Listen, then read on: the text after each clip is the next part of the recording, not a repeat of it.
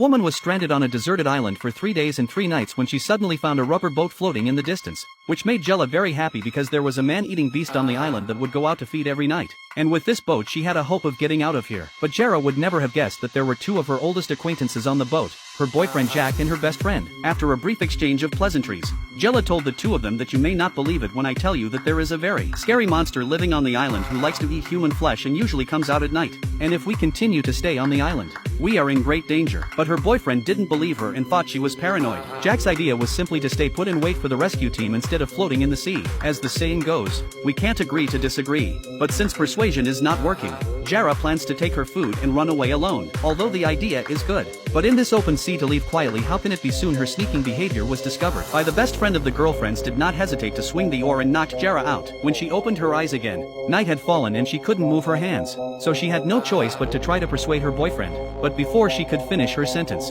her best friend's screams came from the distance. Jack grabbed a stick and rushed over to the monster, aiming at it, and he was slapped out of the way. Then the monster jumped into the sea and dragged his girlfriend to disappear without a trace. It was only then that his boyfriend finally believed Jera's story. So while it was still light out, the 2 of them began to pack up and get as far away as possible from the sea before nightfall. The plan was going well, but it wasn't long before Jack noticed a dark shadow flashing below them, and it seemed that the monster had no intention of letting them go. As the monster continued to attack, the bottom of the ship was soon scratched out a big hole in the bottom of the ship. So Jack had to take out a flare gun to temporarily repel the monster. They thought they would be safe, but the next moment Jella was dragged into the sea in a moment of life and death. Jella decisively took out the dagger in his pocket and stabbed the monster in the waist. The monster ate the pain, also let go of Jella instead of targeting the boyfriend Jack, and dragged him into the lair. Taking advantage of this opportunity, Jella quickly swam back to the shore and then found a lot of dry wood to form a circle ready to fight with the monster to the death.